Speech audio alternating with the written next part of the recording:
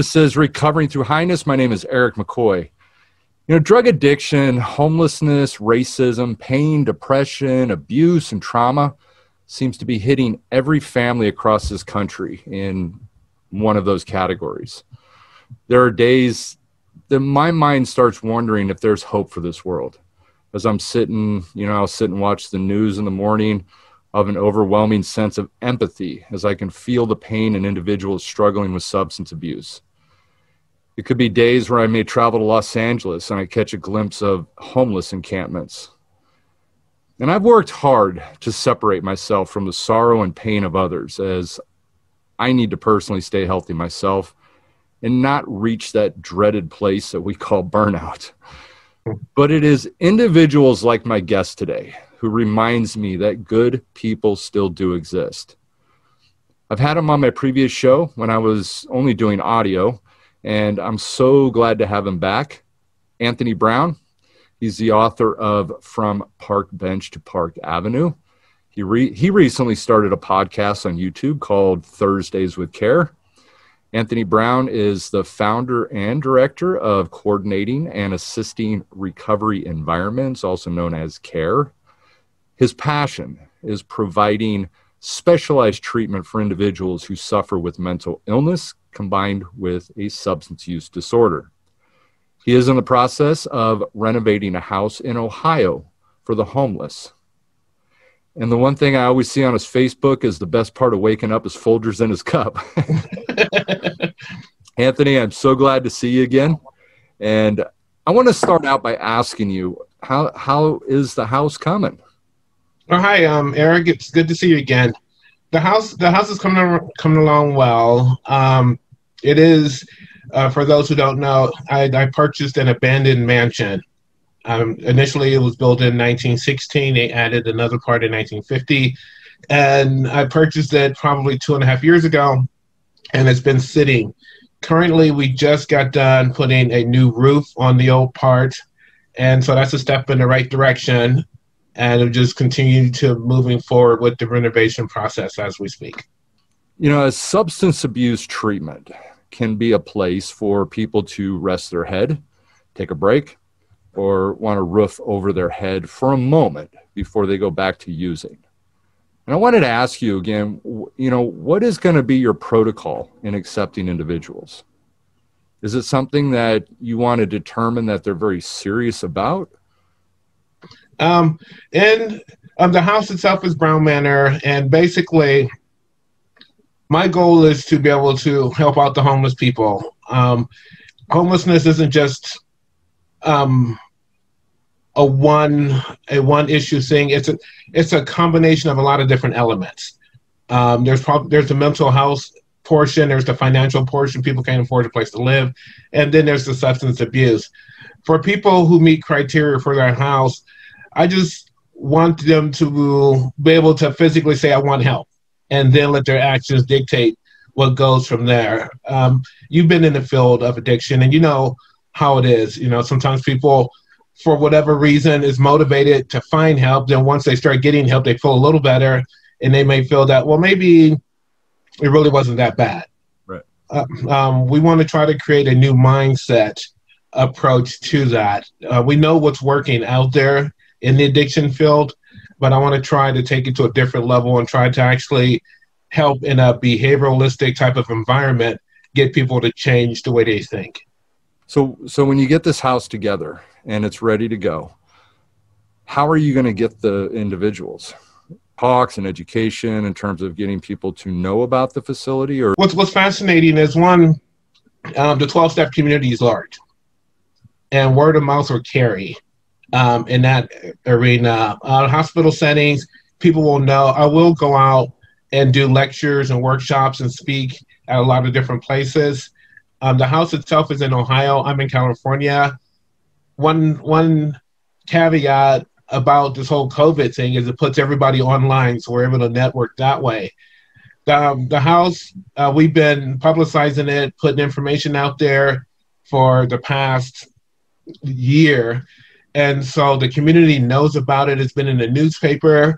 There's a lot of talk about it. I've been on news stations, things like that. So word is getting out about what it is. So I'm hoping that as we prepare for it, more people will want to know more about it and be willing to come and see what's going on. When it comes to the homeless population, it's not hard for you to open the doors up and say, here's a place to eat. People will come. And then we can, discuss some of the different things about how we can help them on that level. So this is the book, and appreciate you giving me a copy. I've actually had an opportunity I haven't read the entire thing, but I've gone through some of it, and I think it's amazing. Your story is amazing. And how is the book doing? The book is doing well. As with any book, it's interesting how you find out that a lot of people in society don't read as much as they used to. Everyone, cell phones, internet, things of that nature. But as far as a book is going, I think it's doing rather well. I know I just spoke with a group of individuals that are doing some recovering studying, and they chose my book this week to study. Nice. Yeah, so they about 12 people or something like that got the book, and so it's doing well considering what it's supposed to be. It's more than a book. It's a statement of a transition of a life. And that book is one part, and then me as an individual is another part, and the things I'm doing to bring awareness to the homeless community. And so as part of that equation, the book is doing fine. Yeah.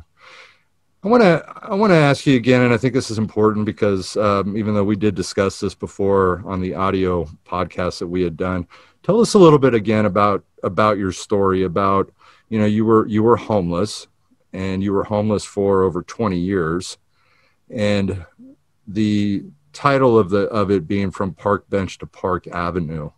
And what does that Park Avenue look like to you? Park Avenue to me is physically, I have a career now. Physically, I'm employable or marketable. I have a profession that allows me to have employment even through this whole COVID thing. I'm a professor at a college. I'm a director of nursing at a hospital. And so Park Avenue gives me, I guess, in that sense, the ability to have the revenue to be comfortable to deal or do with whatever I want. I was able to purchase the mansions, things like that. On the other side of the coin, the Park Avenue part is the ability to be comfortable within myself while I navigate life. And I find that to be probably more rewarding and more fulfilling than actually having physical stuff. What is your thoughts? I mean, obviously with, a lot of our homeless that we have out there, obviously you have the substance abuse, but then you also have that huge side of severe mental illness. And do you have a plan in terms of, or recommendations or ideas of being able to address that population?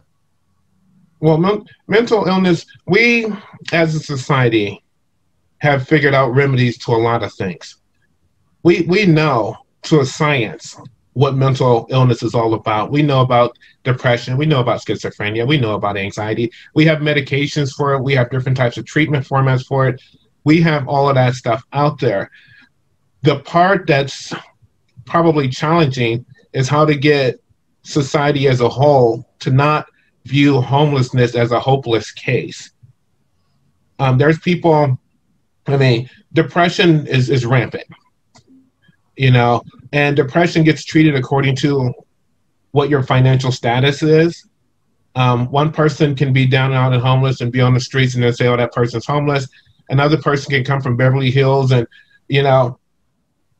be depressed and you get a tablet and a cup of tea and everything's different. It's how society views it dictates how people get treated. What I'm doing is I want everybody to realize that it's all one thing. Mental illness is all one thing. And if we can treat it all with the same desire for a solution, then that should help deal with this homeless situation. Out of all the years I've worked in this industry, and, most programs today are duly diagnosed, and we work with substance abuse and, some other co-occurring disorder. And the biggest issue that I have found, and you were talking about, yes, we have treatments and we have these medications and we have all this stuff, that there is a good percentage of that population that absolutely does not want to treat that stuff. And those are the ones that obviously are going to be difficult. Some of them, especially if you got people that have mania or severe mania, they like the mania. They like to, in that state. Obviously also have a lot of them that don't absolutely accept the fact that they have anything or have an issue. And so I understand too that, with anything in life, it's a case by case basis that you'll be dealing with. I believe with that mentality that we're not lumping everybody together, that it is that case by case. We look at each person as an individual. And that's what I believe. And that's what I believe is the most effective. So again, your house is in Ohio. It's in Ohio. And my son lives in Ohio. I don't know if I actually told you that. Oh, really? Yeah. And he's actually out here right now visiting, but he moved to Ohio for some reason. But and how soon do you think it's going to be open? Somebody asked me that question the other day. If I had my way, it would be open probably by the end of next year. But everything is driven by finances. And so since currently I'm the one-man show and I live in California and I have to balance mortgage and bills and all that stuff, I would, who knows? I tend to do the best I can to make adjustments as things go along. Yeah, for the listeners, give them the information where they can contact you or they can make donations to, if you could share that. Okay. We have a GoFundMe page, and it's called Brown Manor, and it's on GoFundMe. You can donate there if you want. I have a website, anthonyhowardbrown.com. You can always contact me there. I will be more than happy to work for whatever it takes. I can do lectures and workshops and come and present. The book itself, money from that book goes to paying for this same project, and that's available on Amazon, and the book is From Park Bench to Park Avenue. So those 3 avenues is what we have available out there, or you can just Google Brown Manor or Anthony Brown and just go from there. I love the fact that everything that you're doing is for this purpose. You have a purpose in your life, and you are willing to put everything into it, and I think that's amazing. And work-wise, again, what do you do? I'm the director of nursing services at a psychiatric hospital, and I'm also a professor at a community college.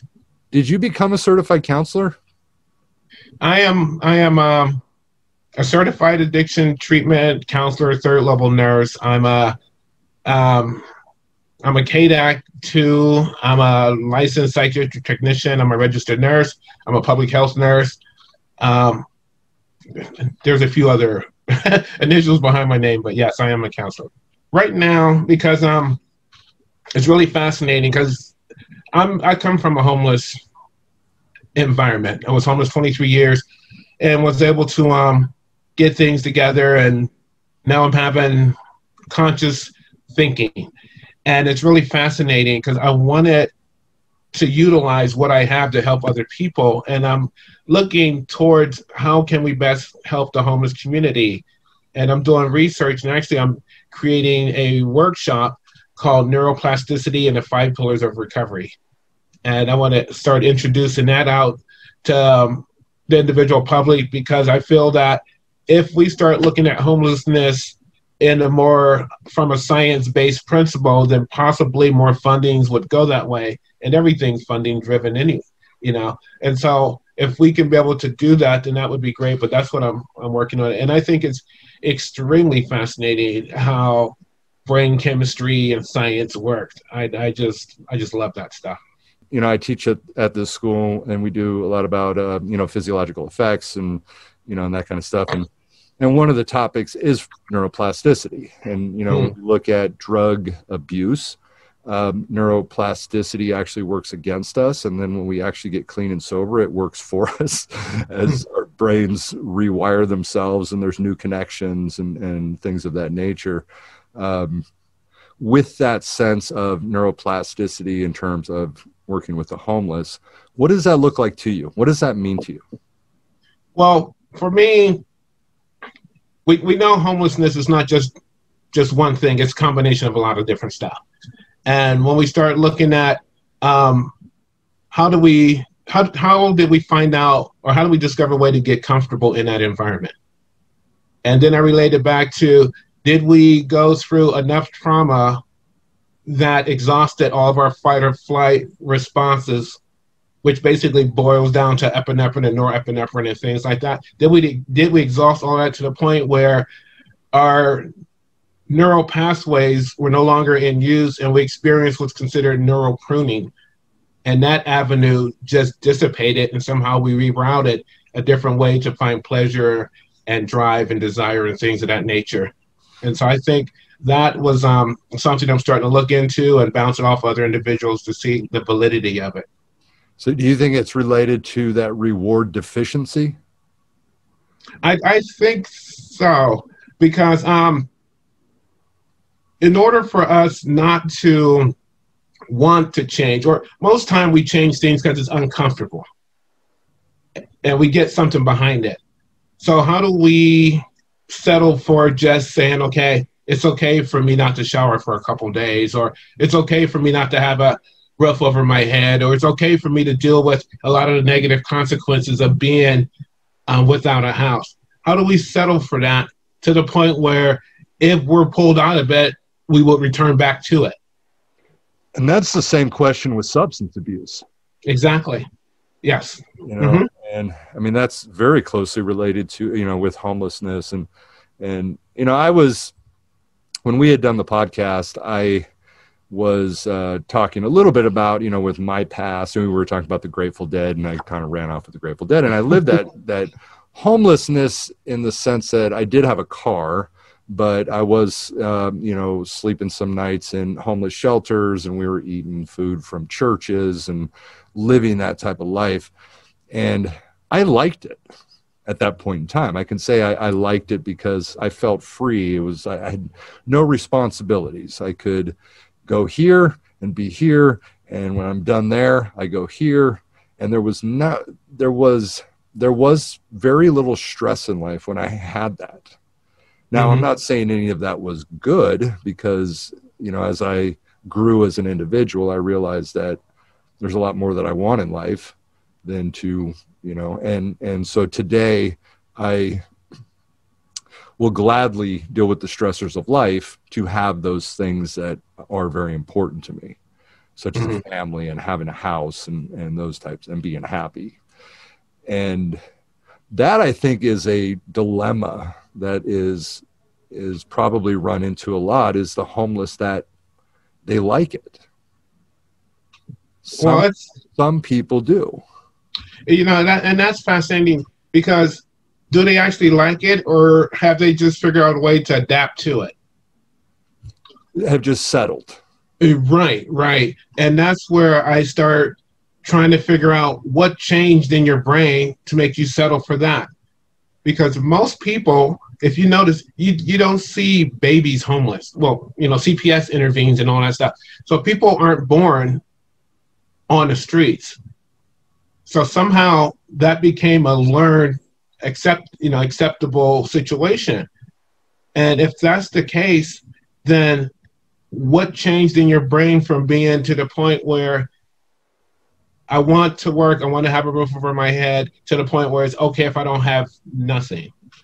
On that idea of the settlement and settling for, you know, being homeless, and you being homeless for as long as you had, how difficult was it for you to step out of that homelessness back into the real world? It was a culture shock, because homelessness was my real world. This world of recovery was something different. It was new. I was a stranger in a strange land, feeling that I'm being strangulated. And that's how it was. And I seen the process. First, I'm introduced to the place. I'm really suspicious, extremely skeptical because nobody looked like me. What I mean by that is nobody walked around with a scowl on their face. You know, nobody appeared to think that I have to manipulate you before you manipulate me. Because once you become homeless, that survival mode kicks in. You're going to be in survival mode. And so going from that to a place where everybody's like, hey, how are you? It's like, well, what do you want? You know? And so it took time for that. I know when I first got the treatment, 6 months into it, I hit somebody because that's what I know, you know, might makes right. And they had to tell me, it's like, we don't do that no more. Oh, well, how do you get your point across? How about talking? And so making that adjustment took time. Even going to get a job took time. I had to change from being a hustler to an employment seeker. Mm-hmm. All of that took time. And it took for me to be in an environment in which everybody else was doing the same thing. That's why I said in Brown Manor, I'm not going to take a whole bunch of people from the homeless community and put them in this new environment because everybody's going to start thinking like they're homeless. My environment's going to turn into a homeless camp. Yeah. But if I take one person and put them in an environment where there's 5 or 6 people going in the right direction, changing their mindset, accepting what's more acceptable in this normal realm, getting a job, taking care of your property, being kind to people, you'll start behaving. Your behavior will change that way. And that in turn will produce another individual who can carry it on, sort of like a social vaccine theory. Mm-hmm. You take somebody from an environment, you change them, you put them back in that environment. And so, yeah, it was a transition. It was a transition. And even now, there's still areas in which I'm not too familiar with that I find some uncomfortability, but I'm able to adjust. I also think about people that are in prison. And so they become institutionalized with the fear of, okay, I'm in this place. Nobody wants to really be there, but they're in this place. They've done it long enough. And now all of a sudden they feel comfortable. This is where they feel safe. And I almost see that very similar to what we're talking about here too, in that maybe that becomes a place of it's safety. It's, again, I don't have all those big stressors in life. All I have to worry about is making sure I got food to eat, and everything else, I'll find a bench to sleep on, or, sleep under an overpass or something. And so I don't have all the stressors of having to pay a mortgage and pay for a car and pay for gas and all those wonderful taxes that we have here in the state of California. Do you see any correlation between that, the concept of institutionalized, and also the, why would somebody want to remain in prison? From personal experience, I've been in prison. And so I know what it's like to be in that environment. I know what it's like to having to adjust to whatever those stresses are and find comfort in that. I believe that once our unknown becomes known, we become familiar with the known. And that's the whole adaptability of the human being. When I first started going to prison, it was foreign. Actually, when I was going to prison, being in prison was better than being homeless. So I had improvement there. And so that wasn't really that bad of an adjustment, but going there enough times, it became familiar. And so that became the norm. There's no stressors or nothing like that in the norms.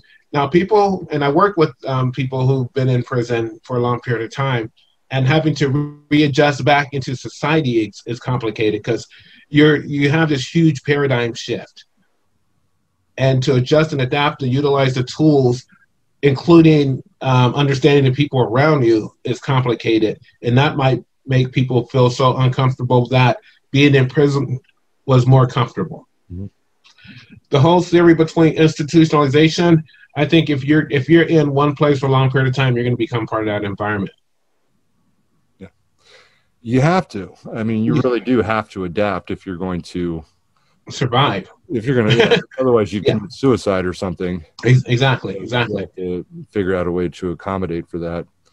But yeah, that's really interesting what you're doing. You know, with I've always been fascinated too with the concept of neuroplasticity, and I've studied it immensely with substance abuse Mm. in terms of how that works, and it works against us when we're using, but ends up working for us when we ultimately get clean and sober, because we have killed brain cells. We've killed an enormous amount of brain cells. And so our brains do need to have the ability to create new connections, rewire itself to a certain extent so we can function as well as possible.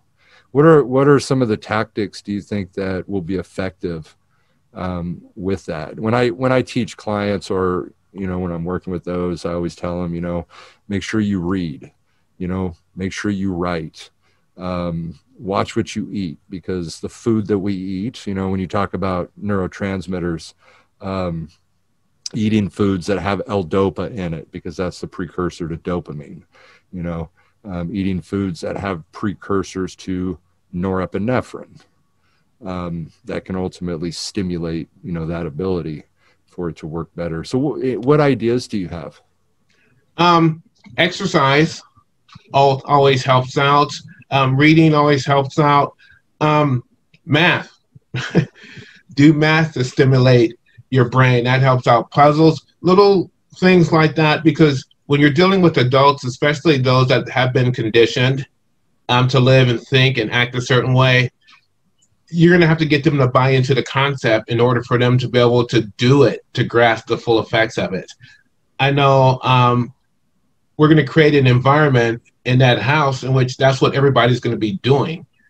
And so when in Rome, you do as the Romans do. And so as people get up, we're going to have a set program. I know a lot of homeless places will give you a shelter, but they'll say, well, we can't make you have a program. A lot of substance abuse places say, well, we're going to give you a program, but your program is going to be from 9 to 5. After that, you get to do whatever. And anytime you put a large amount of people thinking and behaving and acting a certain way, that environment will pretty much foster that thinking, acting, and behavior. And so with Brown Manors, it's a big house, but I'm only going to put probably 6 people in that whole house to allow the individuals to be able to make adjustments to this new form of thinking, this new lifestyle, and see what happens from there. And what's the length of time you plan on keeping each individual? They can stay as long as they want. Okay. The beauty of it, again, this is in theory because it's never been done on a scale like this before. If you give somebody ownership of something, they're going to take pride of that. And in Brown Manor, one of the stipulations is you can stay there, but you have to start absorbing the normal rules of anybody that would have that situation. If you're going to live there for a while, how are you going to pay rent? How are you going to be able to make sure that your utilities are paid? Things like in the beginning, initially, yeah, come on in, you're welcome. We'll help you get physiologically stable. We'll help you get mentally stable. But then comes that part where you're going to have to learn how to deal with interpersonal communications and how do you navigate life normally. Mm-hmm. That's why we always say it's a hand up. It's not a handout. Have you thought of, I know you're in the process of, fixing it up, and I don't know how much is needed as far as repairs go, but get to a place to where the people that actually move in assist with the renovations. That would be a great vocational program. Yeah. It would be good. I'm out here, and so at this phase, my thing is trying to make sure, or I want to make sure that it's structurally sound. That's why the new roof goes in. We don't have a furnace system in there. We don't have water in there yet. And so once we get to a certain level, then I'll go out there and I'll start designing the program. and I believe in spiritual connections, things like that. If I happen to be there at the same time that somebody's there and it's like, hey, I'll help you. I need a place to stay. Okay, well, you're resident number one. And this is, what's expected and things of that nature. Hey, I wanted to wish you a happy birthday. I saw your birthday was yesterday. Oh, thank you. Yeah, another year. Another year. Another year. You're still kicking and moving forward and saving lives, right? I'm doing the best I can. I'm just one piece of a larger puzzle. I mean, you're a piece of the puzzle. Your listeners are all pieces of the puzzle. And together we can make this happen. It's just so much individuality and everybody for themselves is we forget the importance of collaborating and being cohesive. Because I can think one way, you can have another idea, and collaboratively we can make things happen. And this is one of the reasons I've really been doing this this podcast, is to have different people on the show. Some of them I do, by myself when I have ideas about something, and but having individuals that come on my show that have different ideas, that we are all working together. Tiffany Werner, I actually had her on my podcast yesterday. And then I was actually on hers a few weeks ago, and I know you were on hers. Yes. A while back. And that is what I think this is about. I think this is about us all collaborating together and throwing out ideas, morphing the ideas and finding something that works, and there is not one single solution out there. And that's what makes it more complicated. Exactly. And that's the thing about the whole homeless thing. The homeless situation isn't just a one person thing or a one society thing or one state thing. I mean, it's across all the world, more or less. It's not just one religion or one nationality or it's a combination of a lot of different things. I mean, we can parse it into the big three: mental illness, substance use, and financial. But then when you look into each of those individual categories, you have a lot of different stuff. And so we need to have a lot of different people involved in all of this stuff. Because the thing that we have to make sure we keep clear in the forefront of our mind, individuals that don't have a place to live belong to somebody. Mm-hmm. That is somebody's mother, somebody's brother, somebody's father, somebody's kid. It's me. It's you. Who knows? Mm-hmm. But as long as and I know this sounds like some far-fetched utopia idea, but if we don't start the conversation, then how can we find a solution? And I think that as numbers, the more numbers we have, the more powerful we can be. And it's like always, I mean, all of us are just trying to get through life the best we can with what we have. Mm-hmm. And some have been handed more than others, and if we can all just work together, we all have special abilities, we all have special knowledge, and we all have special skills that we can utilize working together to make big things happen. It's interesting you just said that too, because it just made me think of something. None of us get through life alone. Yeah. From birth to death, none of us do it by ourselves. Yeah. So why can't that same idea or philosophy be utilized to help other people navigate this thing called life? Mm-hmm. For some people is entitlement and selfishness. Mm. And we see a lot of that out there, is, this idea that you owe me, and, and then that sense of selfishness. It's all about me. I don't care about others. It doesn't bother me. And that's why I said in the beginning of this, that, I live in this world where, I have emotions and I have feelings, and I can drive to Los Angeles and I can see these homeless encampments, and I just feel sad when I do that, work with, the individuals in the substance abuse field, And, we move away from sympathy and I live in empathy, but sometimes the empathy begins to hurt as I can feel what it is that they're experiencing because I can relate to it, and so that's a lot of what my world is sometimes. And it's something that's why I really appreciate you and, meeting people like you, and all the guests that I've had on my show are people that remind me over and over and over that there are still good people out there. Yeah, it's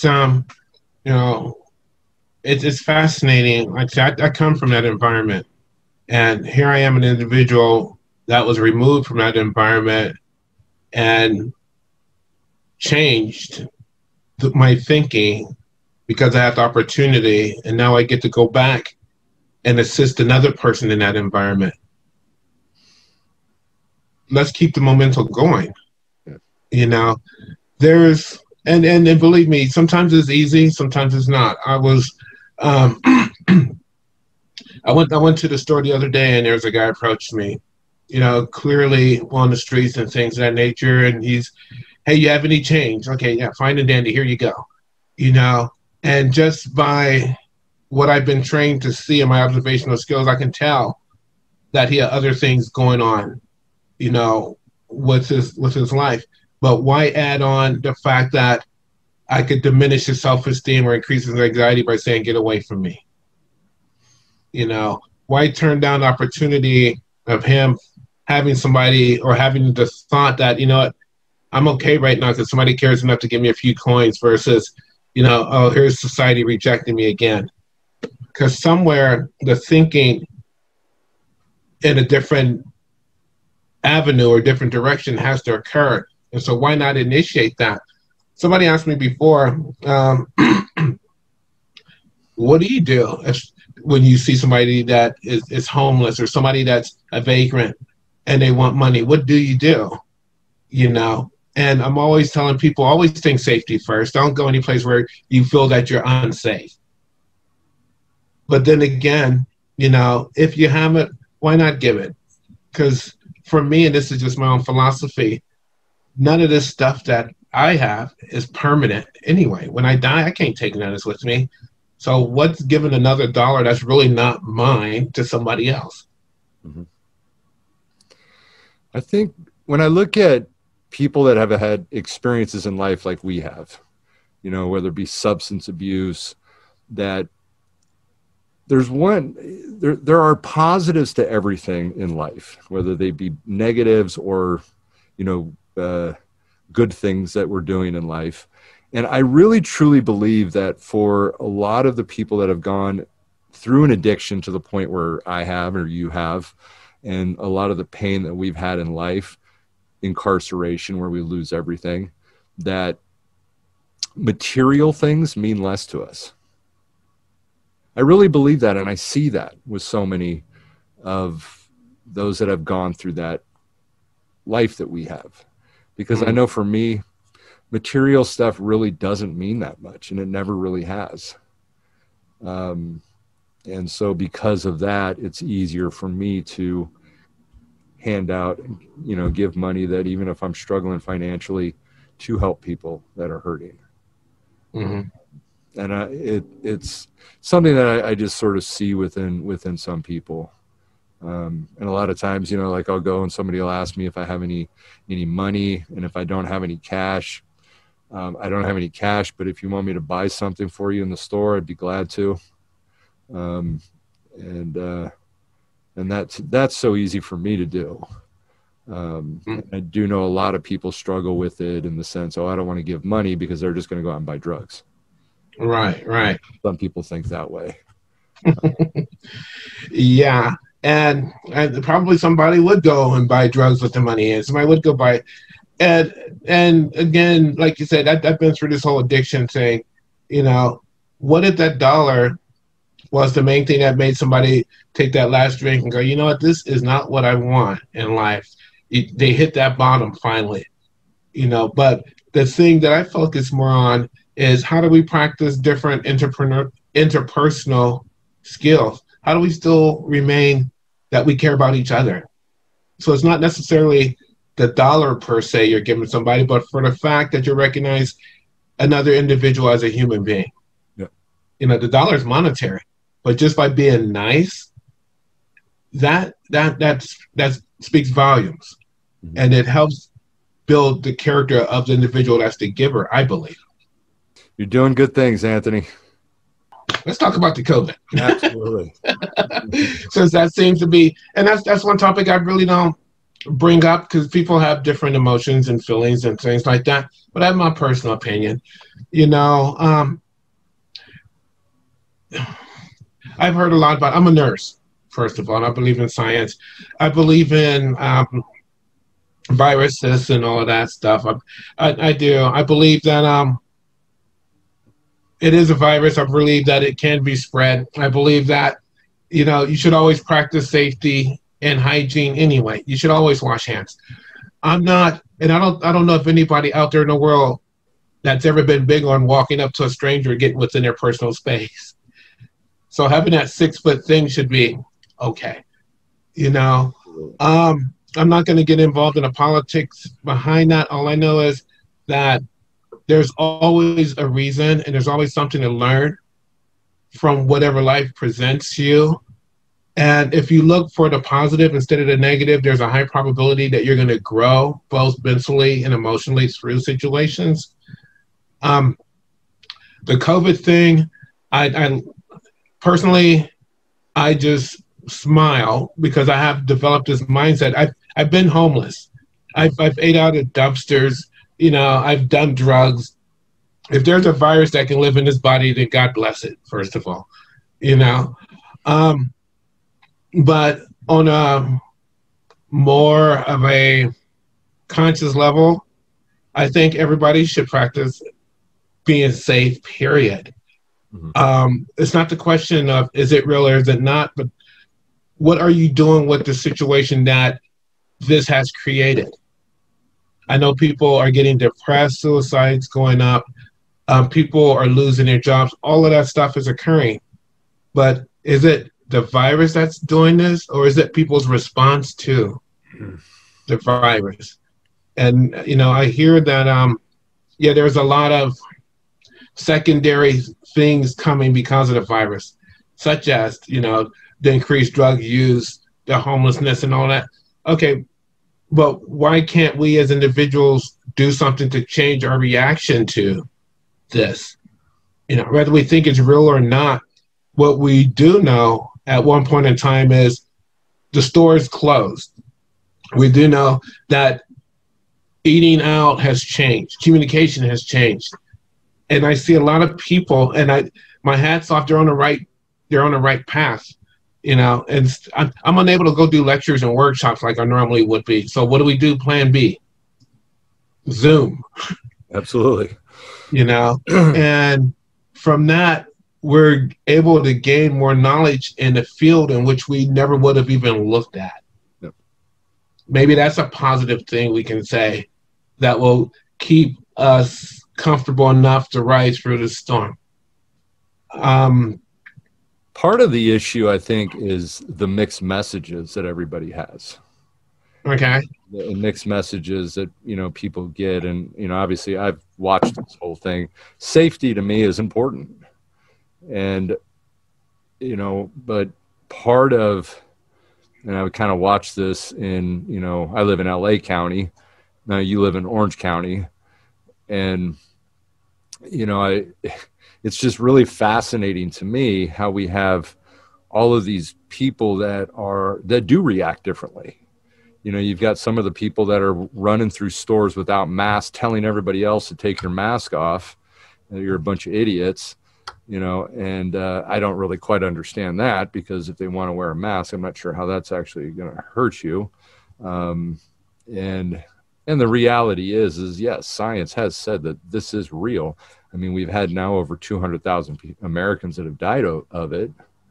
And it's pretty sad for people to go out and say that doesn't really matter, because to me, every single life matters. whether it's one life or it's 200,000.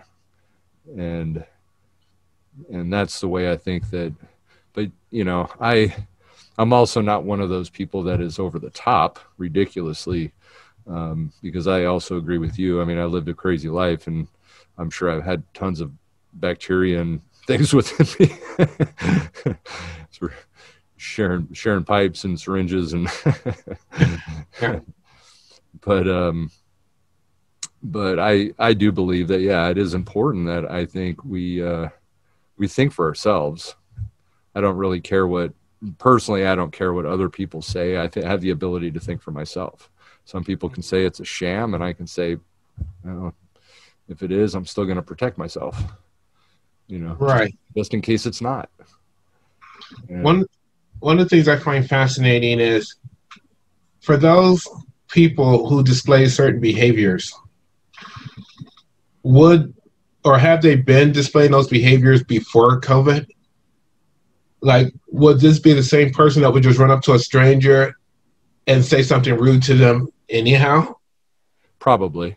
Right. So it's not the mask or the COVID. It's just a personality that was developed somewhere else because we don't.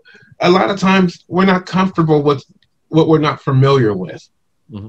I mean, we can look through time and see all kinds of, situations and circumstances. So the COVID is just another thing that we can display what we have learned out in public.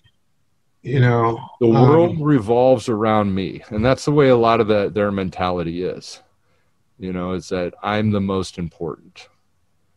You should view me as the most important, and that's that selfishness, going back to that concept of selfishness, that entitlement. And I think that I really believe that that's a big issue that we're dealing with right now in our society, is the entitlement and selfishness that people have. Mm. I mean, it's always been around, but it seems a little more extreme today.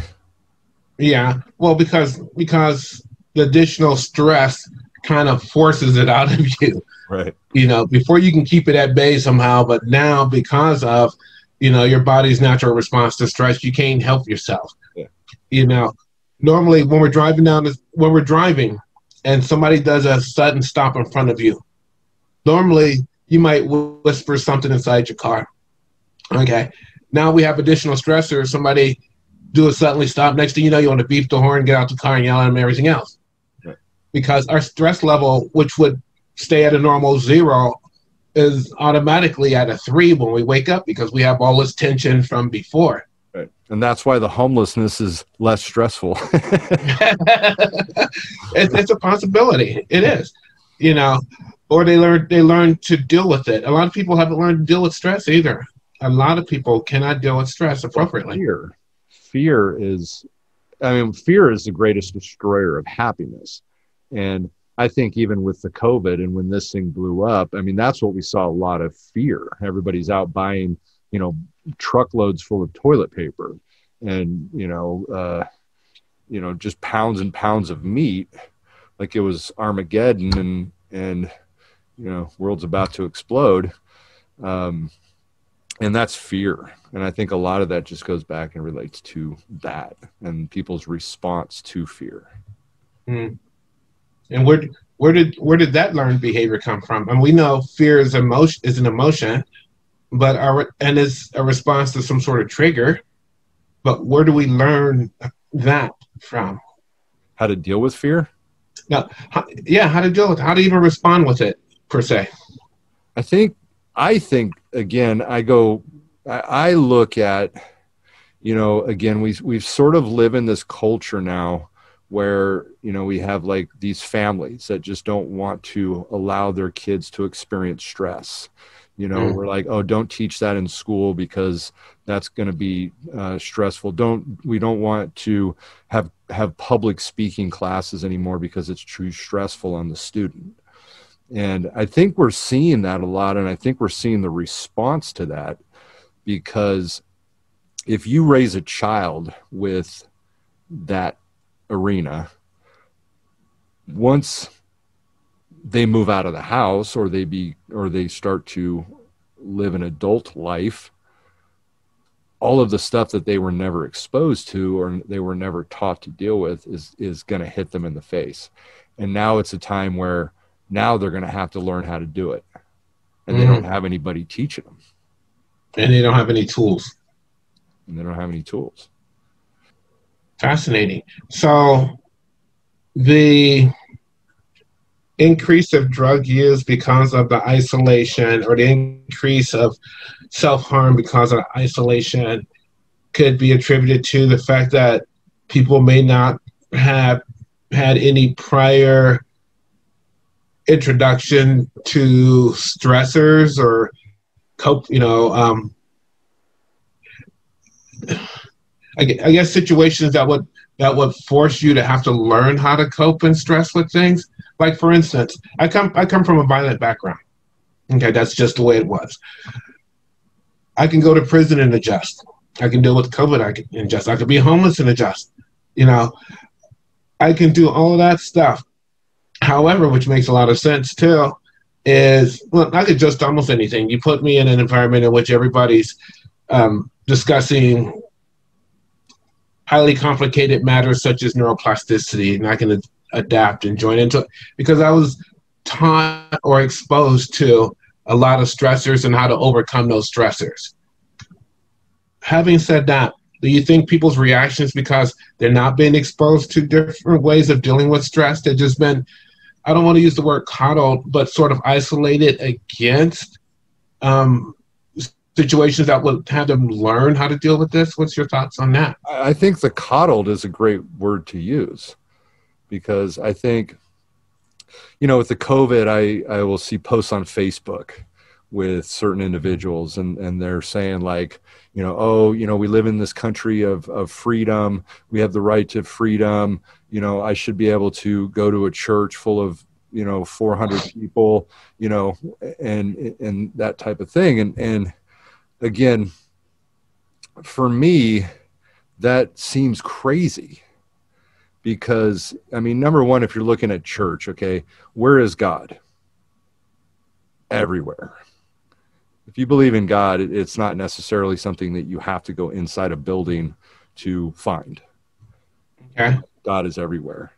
And, again, so we're looking at, okay, we have this COVID thing. We know that it's spread through, breathing on somebody.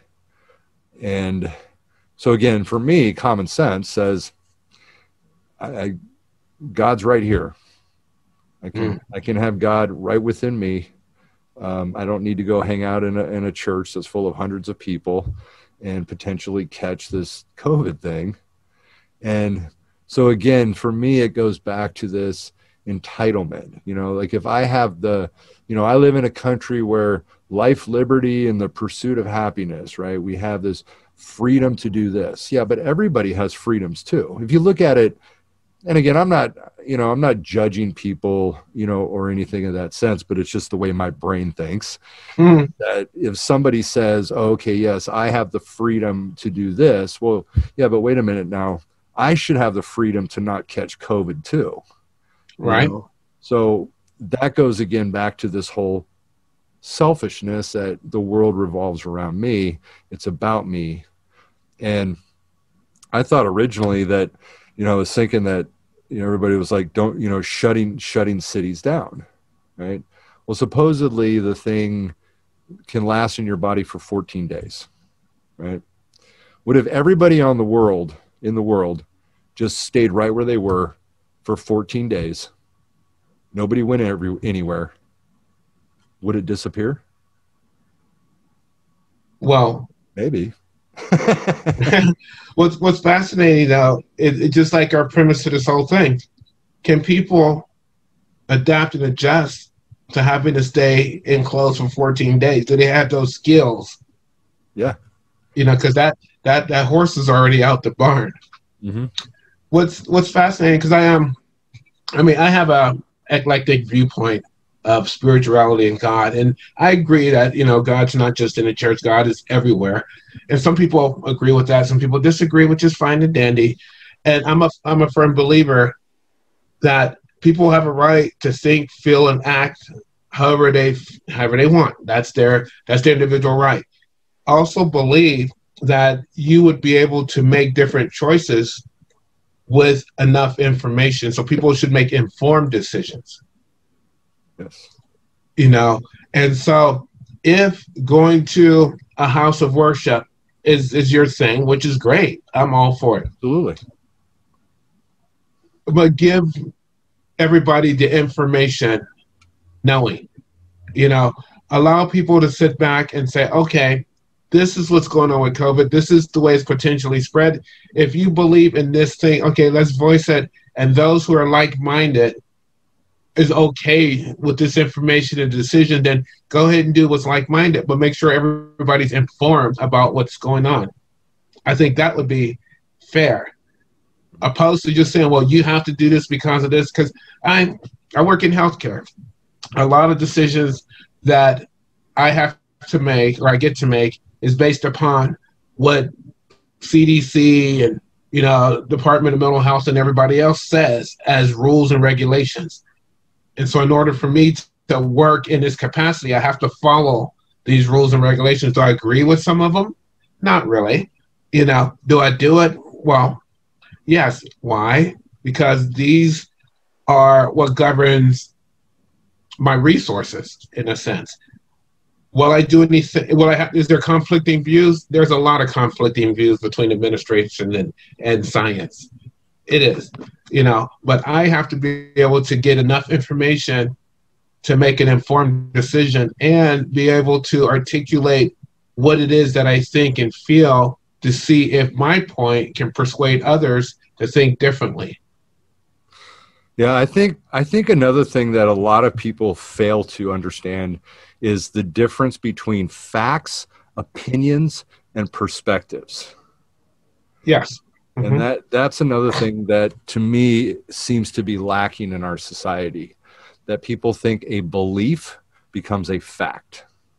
So if I believe it, then it has to be real. And again, I see that on Facebook a lot too, that people put out these things as if they're facts, but they're their actual opinion. They're not based on anything to validate it as an actual truth. And that's where a lot of people, I think, get misguided in life too. I am so I have such an eclectic viewpoint of the world. You can get data to support almost anything to make it a fact. You can almost argue anything these days, you know. But the bottom line, are they good arguments though? Yeah, are they valid? Yes. Or are they sound? Yes, because logic is another thing that one of my favorite classes was a logic and critical thinking class. And, you know, so we studied all the different forms of logical fallacies. Right. And how people ultimately make arguments. And that's something that drives me crazy. I'll read even, you know, magazine articles, you know, you got, I mean, most newspaper or magazines are all biased, you know, they have some agenda, that kind of thing. And so I'll read some of them and they'll be making these statements about stuff. And then their arguments is based on this. And it's like, I'll read it and just go, how does anybody believe this? You know, and I'm not saying that what they're actually saying is false, but what I'm saying is that their argument about what they're saying is absurd.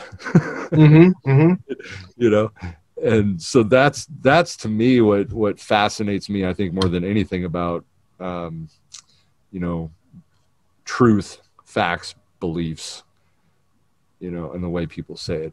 So yeah, and it's all driven or thought of or processed by an infallible being called a human.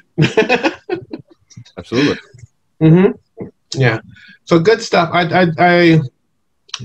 love learning. I love dissecting. I love looking into things from all over the place. I love the fact that I get to be an example of everything we discuss, from, you know, homelessness to COVID to human thought process. All of that comes from an individual who used to sleep underneath a bench. Yep. You know, or a person who used to sleep in a car. And this is why I want people to become aware that what if, or how about we take another individual such as us two and give them the same liberty or the experience to have the same process that we went through to arrive where we are today? Would that person become a productive member of society? Would that person enhance life somehow? It depends on the person, depends on the fight. And as you know, I mean, you and I both, I mean, we had to fight for where we're at today. You know, we hit plenty of roadblocks. We hit plenty of things that made it very challenging at times. But I do believe that anybody can, if they're willing to fight for it and not give up. And that's where I think we lose some people, is that they will go into the fight, but they're not fully committed. And when bad things happen or things don't work out the way they want them to, they give up. Yes. And I agree. And that's across the spectrum. I've seen people go to school, per se, fail a class, I'm done with school. Okay. But you have to be introduced to something different in order to be able to know that there's something different. And that's my big thing. If we keep walking by the homeless people saying, that's it, knowing well that there's a program out there at one of the colleges that says, you know what, a Pell Grant, you don't need money to go to school. Here's a place over here that I just discovered. You can apply with them and go online and they can help you find your relative. You know, there's more to life than just the little morsels we're giving people. There's more to life than just a food kitchen. There's more to life than just a temporary shelter. But a lot of people don't know. But us who have this information, are we willing to expand somebody else's space so that they can make these decisions that can help them go through the struggle or even know that there is a struggle? I think it's possible for anybody. And I think if we do, and that's part of it, we got to put our hands out. You know, we have to let them know that there are other options. There are people. There's people like us that are willing to help, that really care, that want to do something. Some of those people out there don't trust anybody. Some of those people are definitely going to be very leery of even us putting our hand out, because they're going to think, what do you want from me? And, you know, as we always say in the substance abuse field, if we can help just one person, then it was worth it. Yeah. And and I so agree with you. Just one. Just one. Here is two people. Okay. And we've reached out and touched how many different people? So that one person can make a difference. That's one of my models in my book, is that one light can make a difference. You know, but we have to continue to not give up. We have to continue to be advocates, you know, and we have to continue to do our own inner homework to not make us want to stop the fight, because sometimes, you know, society can take its toll. I know when I came out with my book, nobody in my new life, my new life is after I got done being homeless and got sober, nobody in my new life knew I was the homeless person that wrote that book. All they seen was a college graduate, a homeowner, you know, a nice little neighbor. That's all they seen. They didn't know that somewhere was an individual curled up in a ball with a hole in his shoe, struggling to even want to live. Yep. And so it's important that as we educate people, we don't lose track of what we want to do. We don't want to give up the fight. We need to be there to tell people who want to panic and go out and buy 50 rolls of toilet paper that's not necessary. It's not, you know. And we need to be able to present that in an argument so convincing that they won't be in denial about it's important to me to have toilet paper. Right. Yes. Yeah, the panic becomes scary to people. It does. The unknown becomes scary to people, and they don't really know how to respond to that. You know, I always think that, you know, the greatest advocates out there and the greatest people that are really, you know, fighting to do something have been through a lot of pain in life. Jody Barber, I love that lady. I love Jody too. You know, she had to go through that deal with her son. You know, we had to go through, you know, our pain in our life, you know, to get to this place of the advocacy and fighting for doing good things. It would be really amazing to see some people out there who haven't had an enormous amount of pain that step out and say, I'm going to do something too. You know, or the people that have just been handed everything in life. Because I'd like to hear from those people, because, and that way it can prove me wrong a little bit, but I've always felt that the only people that really fight for helping other people are the ones that have gone through a lot of pain in their life.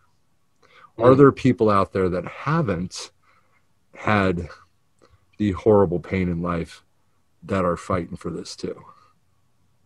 I think every adult has been through something. Their pain might look different. But I think everybody's been through something. Sure. And I you know, like I say, everybody has something in their closet. How painful would it be if you got the message as a kid that you have to be perfect in order to be loved?